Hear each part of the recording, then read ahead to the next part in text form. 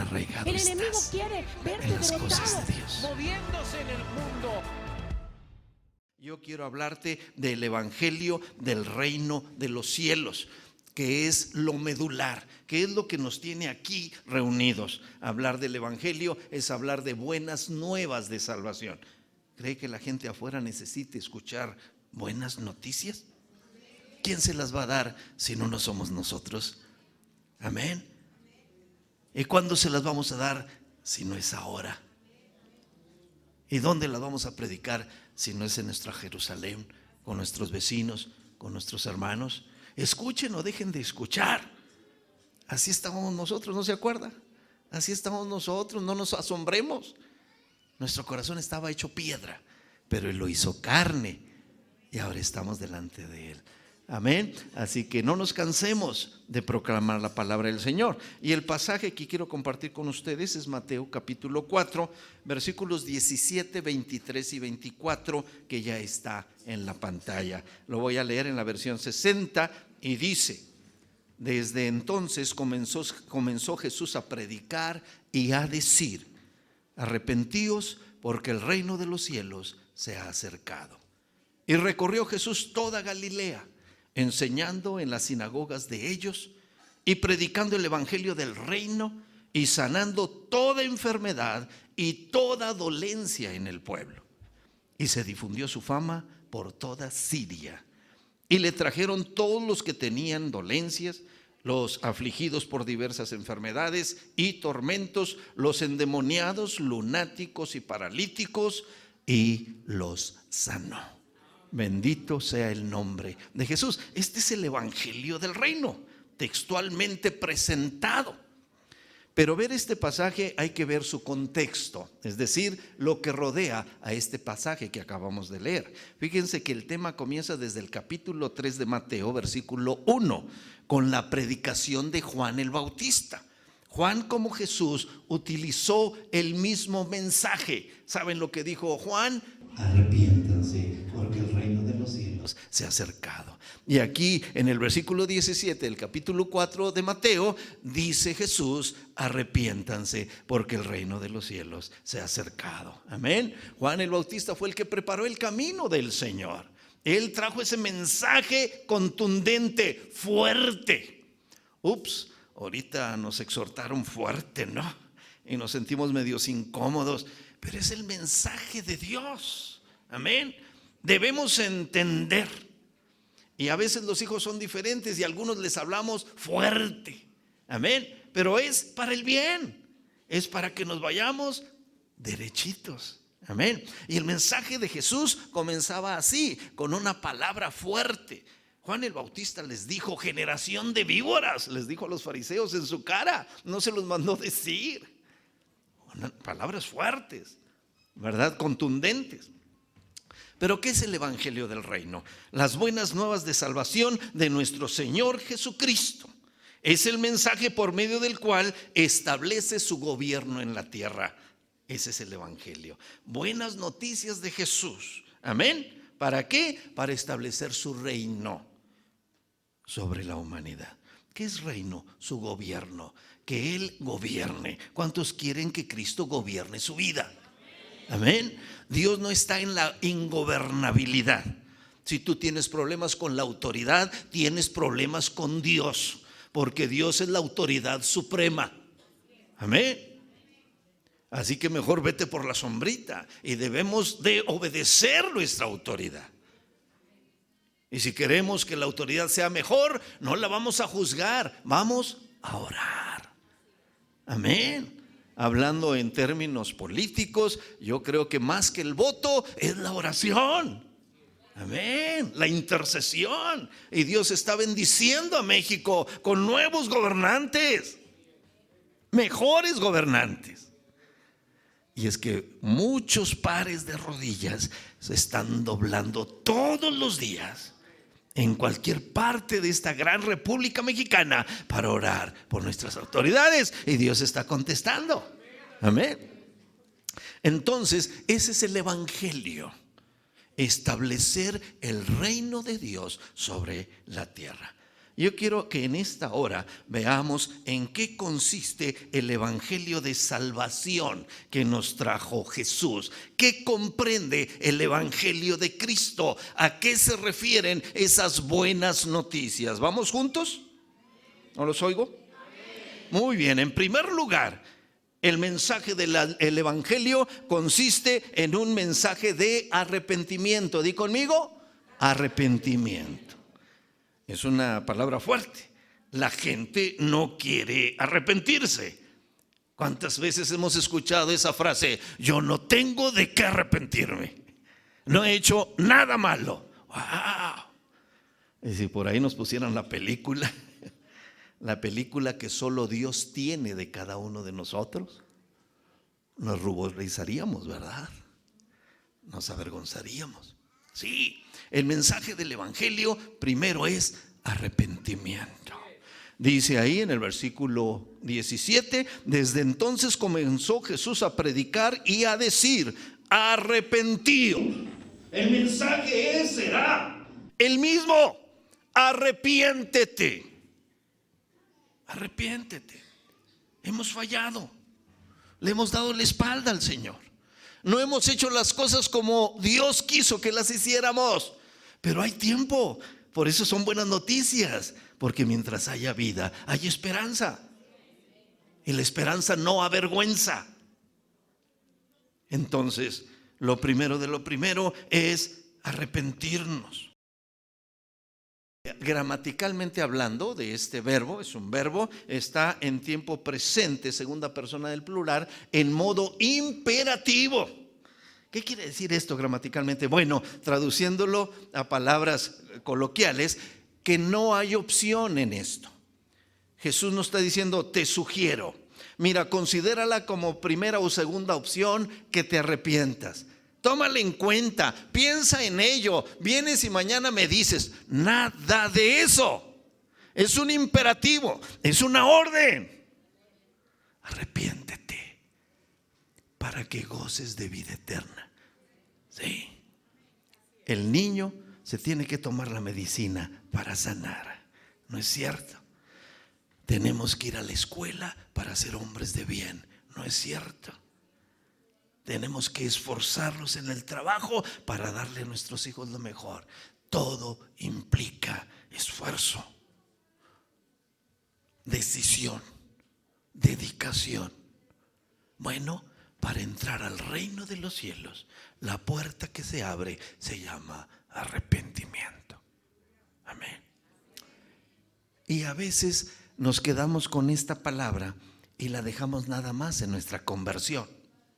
Es decir, cuando conocimos a Jesús nos arrepentimos. No, es que no has fallado desde que conociste a Cristo. El silencio es nuestro cómplice. Hemos fallado. ¿Qué ha pasado entonces? No como antes. Ahora nos duele fallar. ¿Dicen amén? Antes no nos dolía. Ahora sentimos cuando fallamos. Antes no. Ahora hemos hecho del pecado una excepción. Antes era un estilo de vida. Amén. Entonces el creyente debe de vivir al pie de la cruz de Cristo, arrepentido. El rey David, aquel que fue hecho conforme al corazón de Dios, dijo: Señor, líbrame de los pecados que me son ocultos. ¿Cuántas veces has orado tú así? Para aquellas conciencias limpias. El rey David decía: Señor, a lo mejor he pecado y no me he dado cuenta. Ahora sabemos que son los pecados de omisión. Pero pedir perdón. Amén. Arrepentirse entonces involucra al ser del hombre en su mente, en sus emociones y en su voluntad. Amén. Entonces, un arrepentimiento genuino es un cambio de mente, es un cambio de emociones y es un cambio volitivo, de voluntad. Una persona arrepentida jamás volverá a ser la misma. ¿Cuántos dicen amén? porque ha cambiado de dirección. Este es el mensaje en el Antiguo Testamento. La palabra hebrea es shuv, que significa cambiar de dirección. Un cambio de 180 grados. Amén. Eso es conversión en el Antiguo Testamento. En el Nuevo Testamento es un cambio de conducta, de pensamientos, de emociones. Posiblemente hoy tú estás escuchando la palabra y tus emociones son tocadas. Y cuando haga el llamamiento pasarás y derramarás lágrimas. Pero te espera el resto de tu vida para que tu voluntad también demuestre el arrepentimiento. Te espera el día de mañana para que tus pensamientos sean diferentes. Porque eso es un arrepentimiento, un cambio de mente, un cambio de emociones, un cambio de voluntad. Amén. Me he arrepentido. Me ha dolido darle la espalda al Señor. Y ya no más se la voy a dar. Porque estoy arrepentido. Amén, amén. En la Biblia encontramos a un hombre que es el prototipo del genuino arrepentimiento. Ahí está la historia de un hombre pequeño llamado Zaqueo, ¿sí? Este hombre era un recaudador de impuestos, era un hombre que cobraba los impuestos. Pero hablemos un poquito de él, ¿sí? Él era un publicano. ¿Se acuerdan en la Biblia que se mencionan a los publicanos y pecadores? Bueno, él era en palabras a nuestro tiempo, ¿verdad? Era una persona que trabajaba para el gobierno, ¿sí? Era una persona que le pagaba el gobierno. ¿Cómo se les dice a esas personas? Bueno, en aquel tiempo, pero ahorita, ¿perdón? Funcionarios, pero en menor rango, tiene su nombre, ¿verdad? Pero trabajaba para el gobierno, Zaqueo. Era una persona que se le había dado el derecho de recaudar impuestos internos para Roma. Miren, se los explico en otras palabras. Los judíos estaban gobernados por los romanos, entonces tenían que pagar impuesto. ¿Impuesto de qué? Como el predial de nosotros, ¿sí? ¿Impuesto de qué? De los bienes que se tenían. Había que darle algo a Roma. Entonces los romanos no se la dificultaban, no querían ellos personalmente andarle cobrando los impuestos a los judíos. Y entonces a un hombre rico le decían: páganos lo que le corresponde de impuestos a tu región y tú se los cobras, nosotros te respaldamos. Ahora pues le vas a cobrar un poquito más para que te salga el negocio. ¿Están conmigo?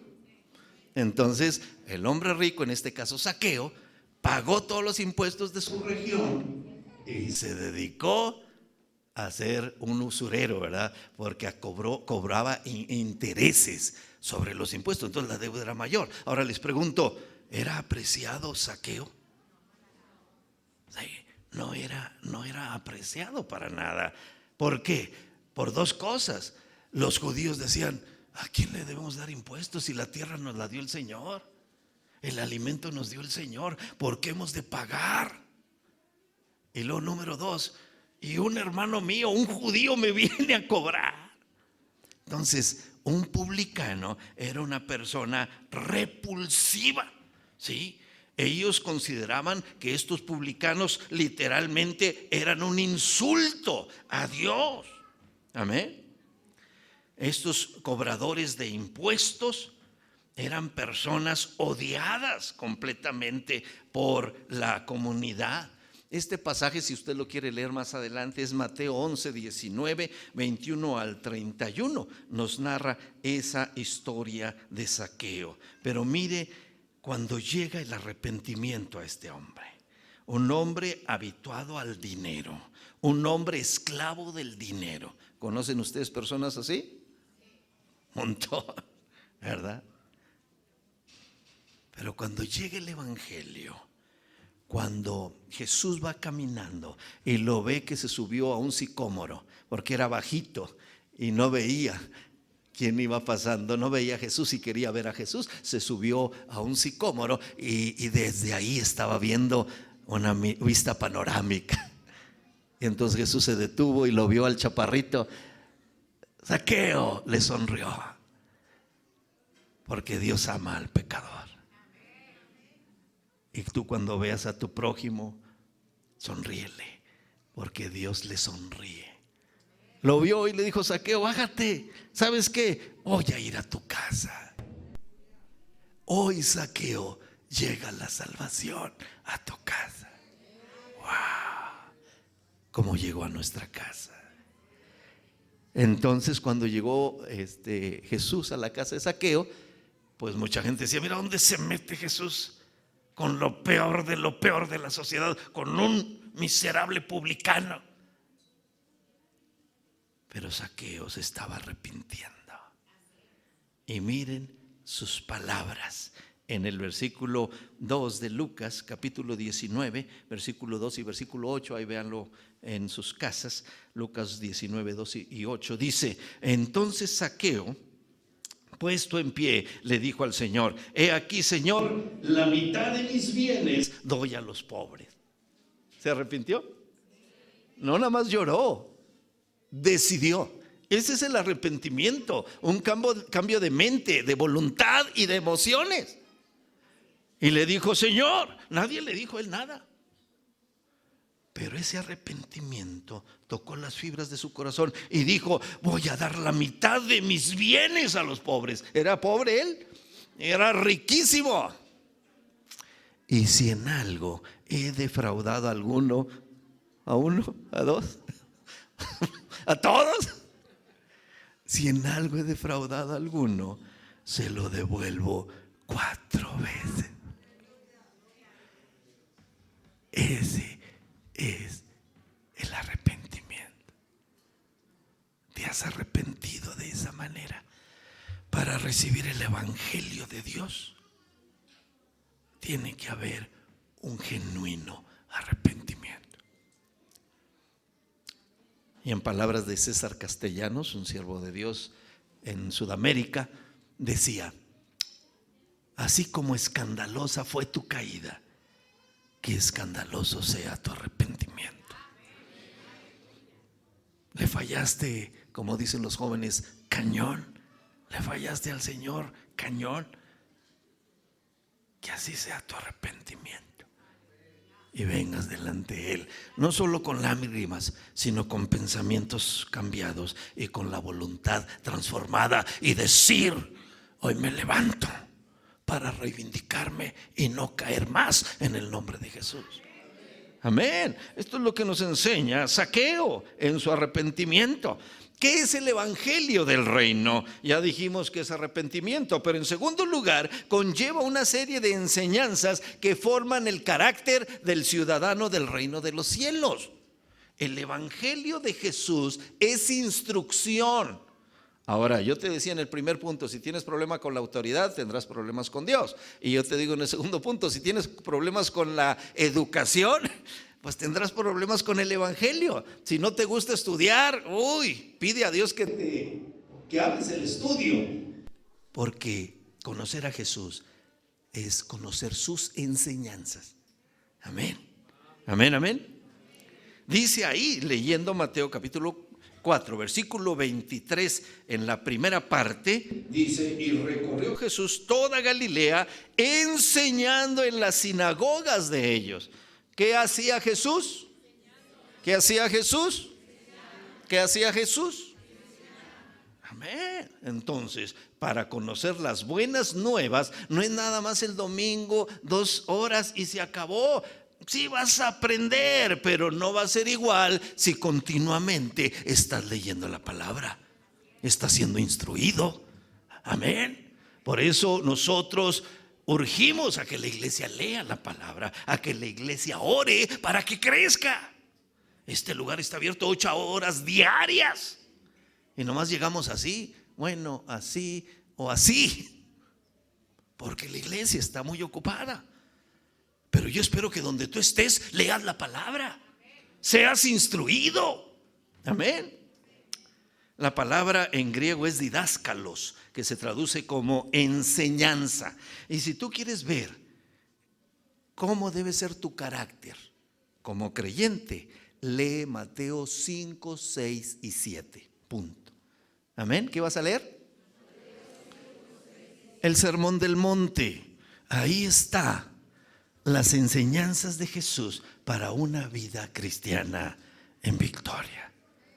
Si tú lo lees, lo aprendes, lo crees y lo vives, serás un cristiano victorioso, lleno de fruto.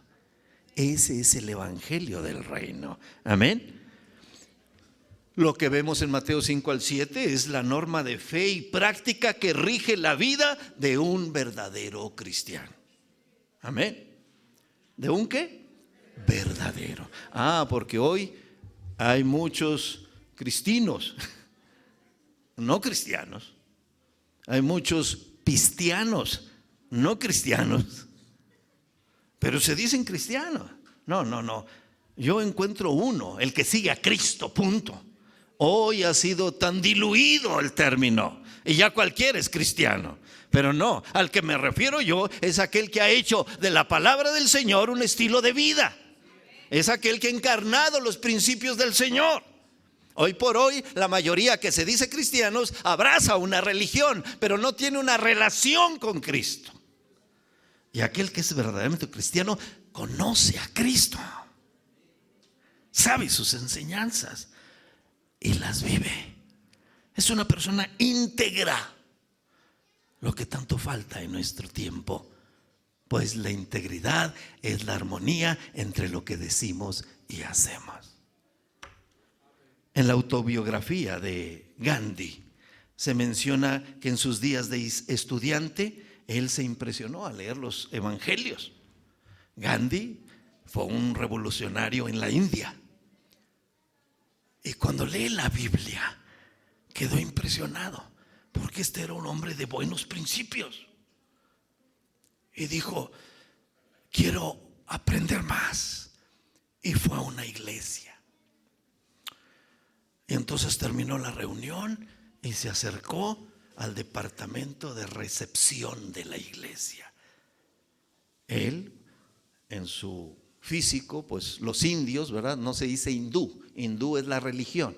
Uno de India es indio. Los indios son morenos, ¿no es cierto? ¿Verdad? Son oscuritos en la piel. Y entonces llegó y le dijo, quiero hablar con el pastor. Le dijo Gandhi ahí a la recepcionista, a los que estaban ahí. Entonces lo vio la persona y le dijo, ¿sabe qué, señor? Usted no debe estar aquí. Usted asiste a una iglesia de negros, ahí lo van a atender. Entonces vio la palabra y vio a la persona. Dijo, no hace clic. Dice, en la India el gran problema es las castas, porque hay niveles. Y aquí en Occidente están igual, hacen acepción de personas. No, dice, pues yo me quedo ahí en la India y con mis propios recursos atacaré el mal. Si Gandhi hubiera conocido a Cristo, todo un país, escucha, todo un país hubiera venido a Cristo. Pero el creyente, aquel que conoce pero no vive la palabra, es el mayor obstáculo para que la palabra sea predicada.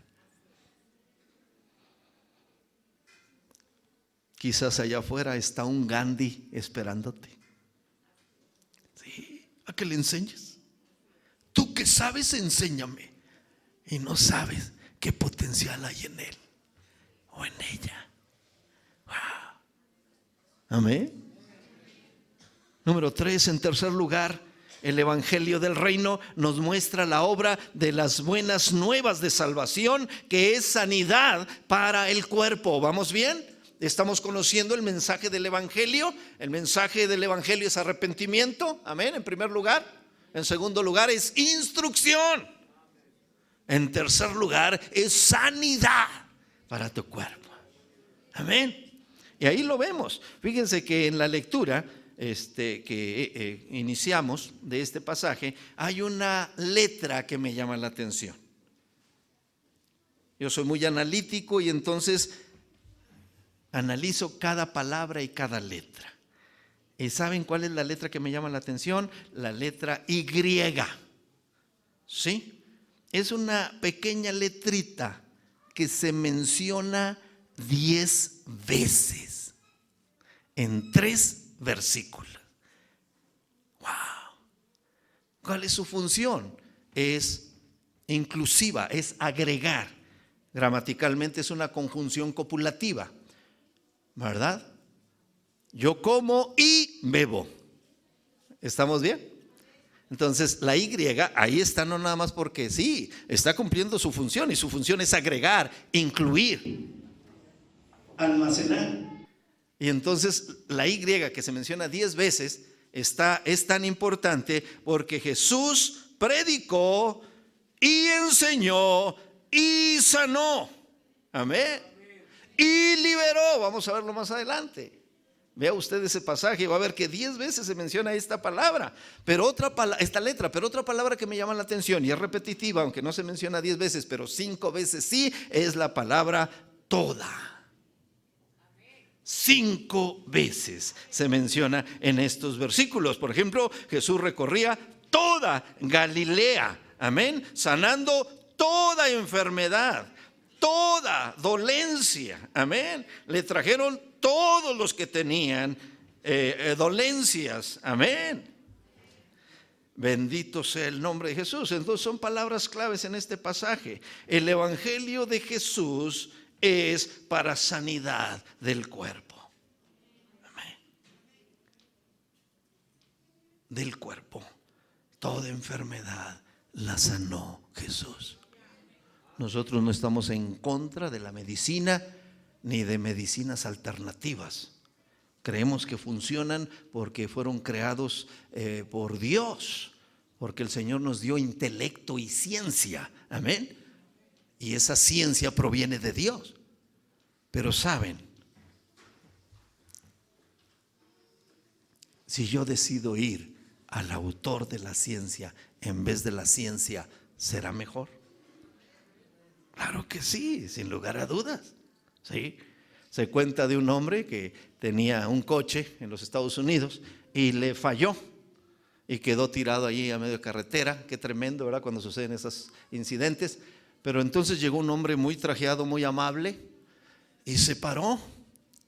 Y entonces le dijo: ¿le puedo ayudar? Y se quedó él de saco y corbata, bien presentable. Pues sí, señor, qué pena, no funciona mi coche, y déjeme checarlo. Mueve, no, ok. Sacó unas llaves, unas pinzas y con un desarmador ajustó. Por favor, enciéndalo. A la primera. Y este hombre traía un coche de la marca Ford. Le dijo: muy amable, señor, le agradezco mucho. ¿Su nombre? Y él dijo: Henry Ford. Él los hacía. Él creó. Jesús creó tu cuerpo y Él sabe lo que te falla. Los médicos todavía están cortos, ¿verdad? Porque en la semana pasada una persona nos pidió oración porque le detectaron un tumor pegado a la médula. El neurocirujano le decía: todos los estudios no me arrojan la información que yo quiero. Y este paciente le decía: ¿cuál, doctor? Bueno, yo quiero ver que si ese tumor está arraigado en la médula, porque si está arraigado en la médula, yo te voy a quitar una parte, porque no puedo tocar la médula, quedas cuadripléjico. Pero si el tumor está fuera de la médula, te lo extirpo. Pero los estudios no me permiten ver hasta que abra. Entonces todavía la ciencia está limitada. Pero Jesús está aquí y Él puede extirpar tu tumor aunque esté adherido a la médula, sin causarte ningún efecto colateral, ningún daño colateral. Aleluya. El evangelio del reino es incluyente y no excluyente, es un paquete completo. que incluye el perdón de tus pecados, paz para tu alma, descanso para tu mente y sanidad para tu cuerpo. Bendito sea Dios. Sanidad para tu cuerpo. Este lugar ha sido testigo de sanidades preciosas. Amén. Yo quiero que se levante Pablo. ¿Dónde anda Pablo? Por ahí. Allá está, miren, volteen allá atrás. Levanta tu mano, Pablo. Para los que no conocen, él es Pablo. Gracias, Pablo. Él nació con deficiencia visual. Tuvo un problema de miopía y usaba unos lentes de fondo de botella, ¿sí? Pero en un retiro de ayuno y oración se oró por él, se volvió a orar por él, porque él dijo: yo ya no quiero los lentes, yo no quiero a la ciencia, quiero al dador de la ciencia. La ciencia me dice que con estos lentes puedo ver, pero el que me creó mi retina, la puede sanar. Se quitó los lentes, los quebró y veía borroso, pero dio un paso de fe. Los jóvenes oraron. ¿Cómo ves? Pues un poquito mejor. Volvieron a orar, pues todavía mejor. Y ahora ya veo bien. Él sana la vista de aquellos que no pueden ver. Si tú tienes una enfermedad, no tienes por qué irte con ella al salir de este lugar. Jehová, tu sanador, está aquí. En cuarto lugar, las buenas nuevas del reino son buenas noticias para liberarnos de nuestras ataduras espirituales.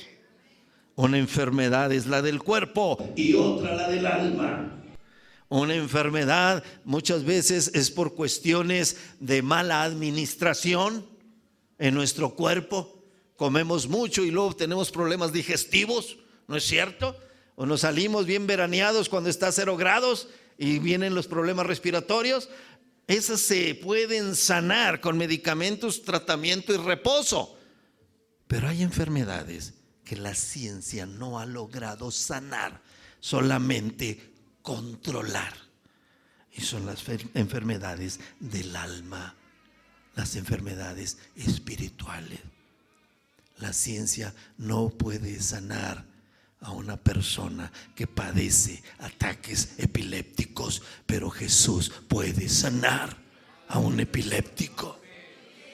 La ciencia no puede sanar enfermedades psíquicas, pero Jesús sana enfermedades psíquicas.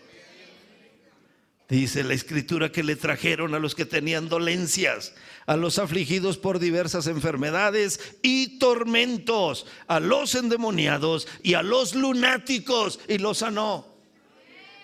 Los sanó. No les dio un tratamiento para que se mantuvieran flotando y dependieran de él. Los sanó. Porque el evangelio de buenas nuevas es liberación espiritual. ¿Qué te atormenta? Esta semana nos habló una mujer de Huatulco. Es hija de Dios, pero un espíritu de miedo la atormenta. Y nos decía: pastores, tengo esta empresa, pero tengo miedo de que quiebre. Tengo miedo de que es una empresa turística y tiene vehículos ahí de transporte. Tengo miedo que se descompongan. Tengo miedo que choquen. Tengo miedo. Le dijimos: tú eres libre, tú conoces a Cristo. Desecha espíritu de temor y de cobardía, porque el Señor te ha dado espíritu de poder. Este es el evangelio que predicamos. Por eso esta tarde tú no te puedes salir como entraste. Hay ansiedad, hay estrés, hay angustia. Hoy puedes ser libre por el evangelio de Jesús. Si crees, bendito sea el nombre de Jesús. Con nosotros está Leti Sánchez. Levanta tu mano, Leti. Allá está Leti. Lucy Jiménez. ¿Por dónde anda Lucy? Acá está Lucy. Sandy Ramírez, una amiga de Joyce, no está aquí con nosotros, Sandy Ramírez, pero uso a estas 3 mujeres porque ellas eran oprimidas por el diablo. ¿No es cierto, Leti? Lucy. ¿Y quién las liberó? Dale tu alabanza al Rey. Cristo las vino a hacer libres. Aleluya. Las buenas nuevas de salvación de Jesús es para establecer el gobierno de Dios en la tierra. Hemos visto en qué consiste la salvación. Primero, arrepentimiento. Segundo, instrucción y enseñanza. Tercero, sanidad. Y cuarto, liberación. ¿Quieres recibir el evangelio de Cristo? Hay un área que no ha sido tocada. Acuérdate, primero lo primero. ¿Quieres ver la gloria de Dios? Arrepiéntete, arrepiéntete. Amén. Porque es la puerta que abrirá sanidad para tu cuerpo y liberación para tu alma. Les invito a que se pongan de pie, por favor.